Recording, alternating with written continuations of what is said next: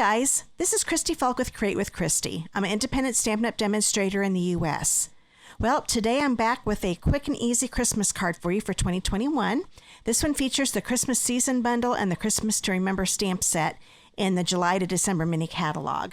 Now, if you want to stamp along with me, just look down in the video description below and click on that blog post link, and you'll find the dimensions listed for you and the supply list. You can get all your stuff together and come back and make it with me. Okay, let's get started. Okay, first off, I'm going to show you the Christmas Season Bundle. It's the Christmas Season stamp set and the seasonal labels dies. And if you purchase these together as a bundle, you save 10%.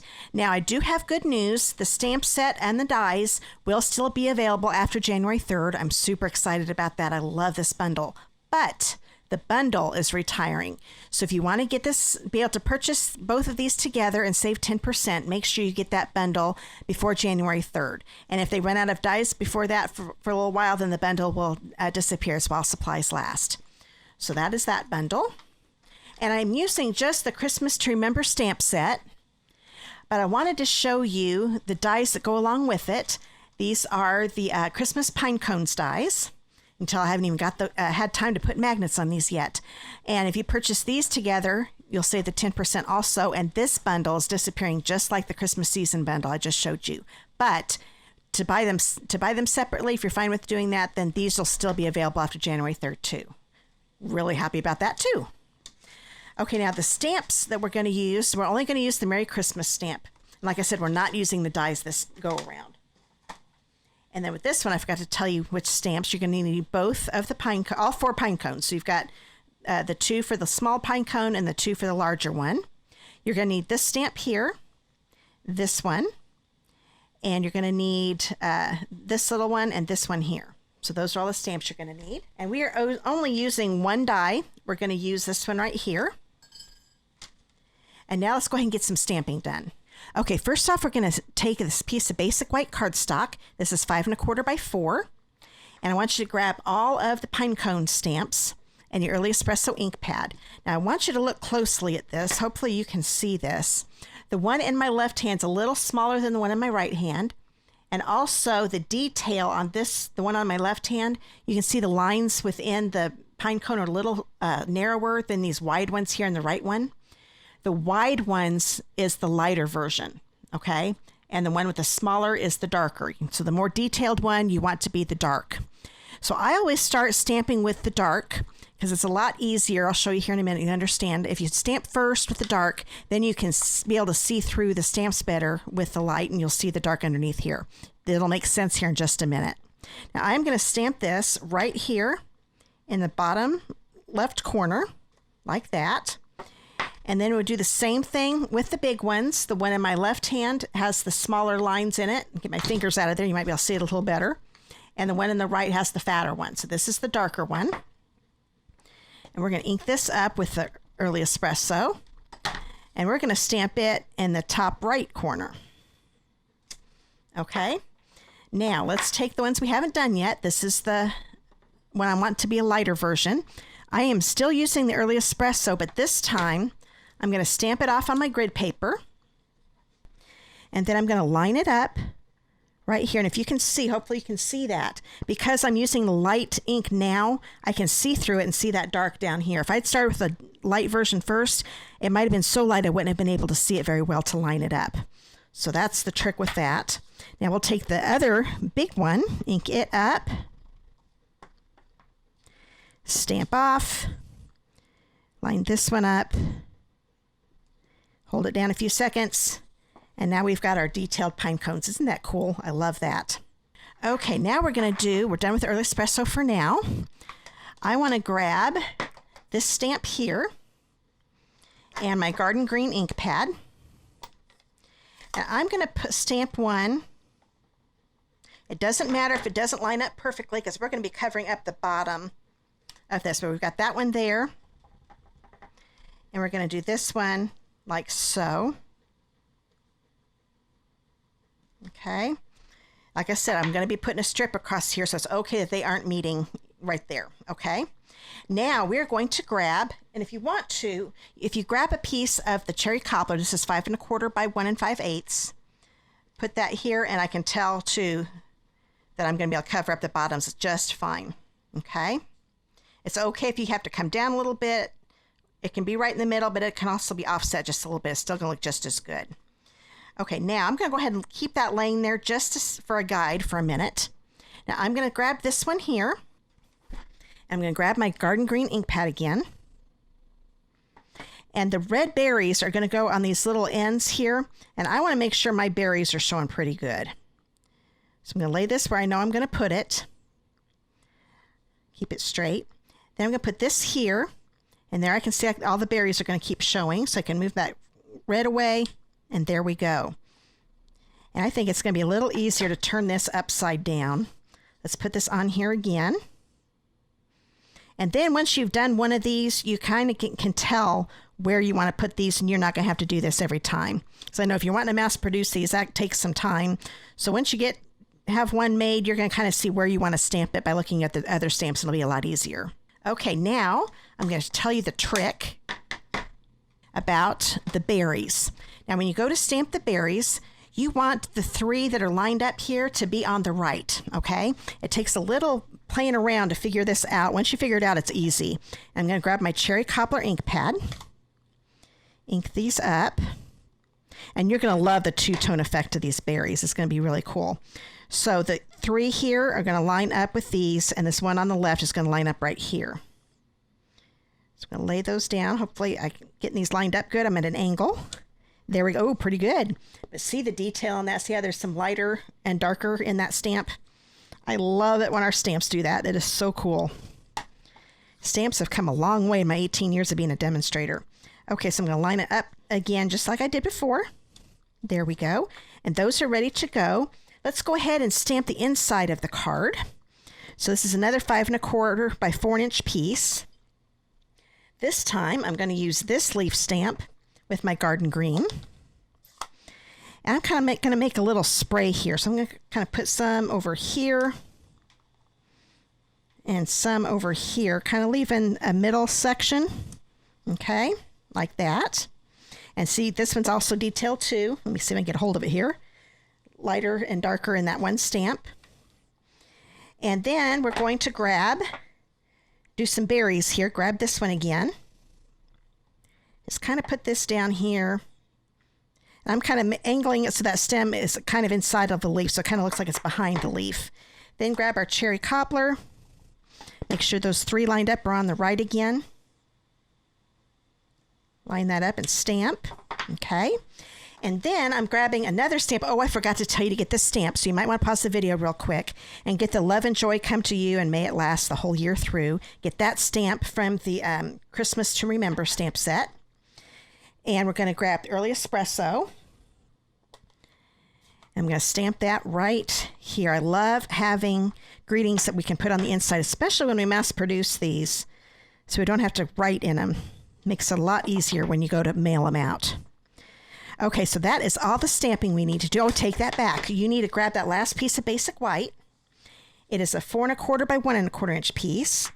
We're going to grab the Merry Christmas stamp and the cherry cobbler ink pad again. And just stamp this close to the middle. We're going to be die cutting this out with that label die I had you get out earlier. Now we're done with all the stamping, so let's get our die cutting machine out. Okay, I think first off we're going to do some die cutting. So grab that Merry Christmas that we just stamped. And we're going to take the platform number 1, the die plate number 2, and a standard cutting plate, number 3. I like to keep one without any cuts in it so you can see what I'm doing. So we've got this here.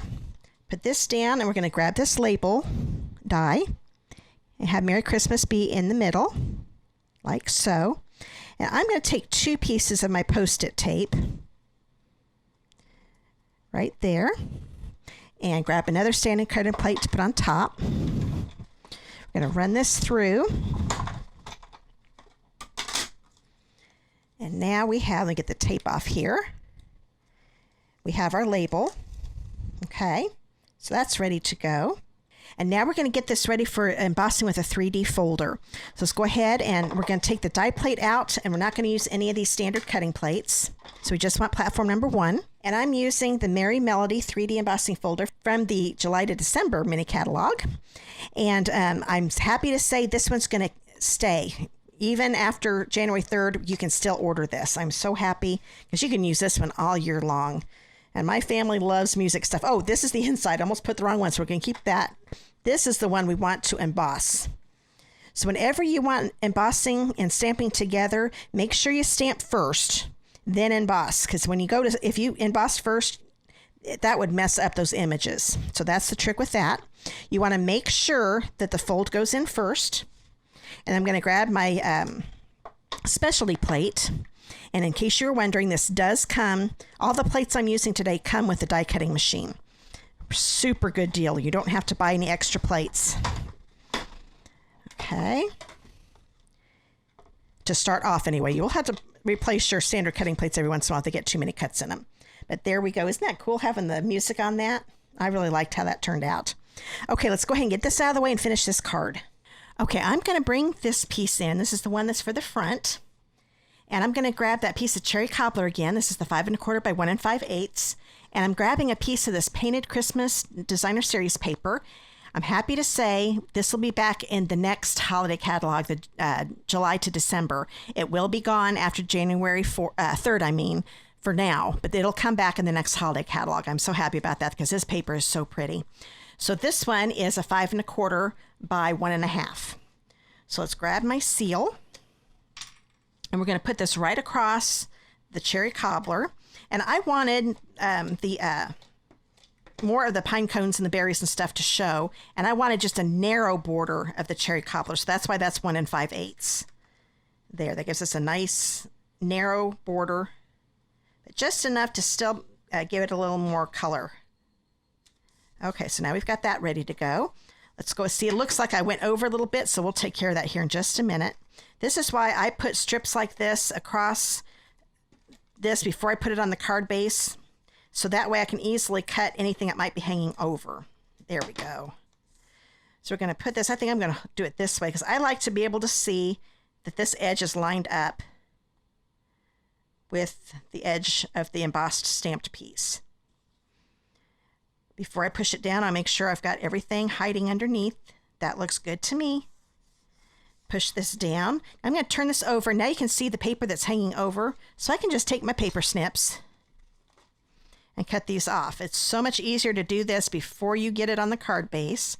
Didn't plan it this way, but I must have cut it just a little bit too long. And sometimes when you emboss, it also shrinks the paper just a little bit. And I bet you that's what happened. Now I'm going to grab my card base. This is a piece of garden green.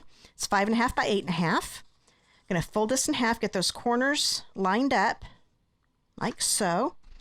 Grab my bone folder. And then we're going to go ahead and attach this. I take that back. No, we're not. I want you to grab, I'm so glad I caught myself.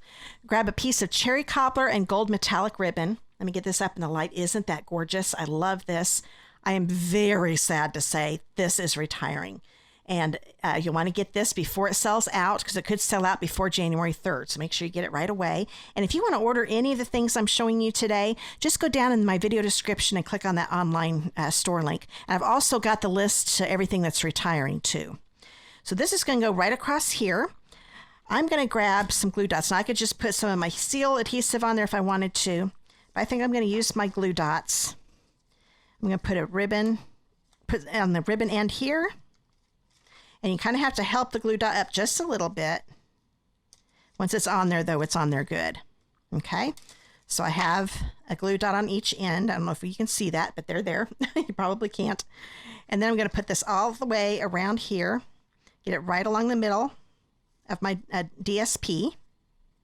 And that's Designer Series paper, by the way. There we go. That's just a short, quick way of saying it. Now we're ready to put it on a card base. So make sure you get that ribbon on before you put it on your card base. Make sure you get the adhesive there in the corners. And I'm going to put some here on the ribbon because I do not want that popping up. And I'd probably put a couple little on each side just to be on the safe side.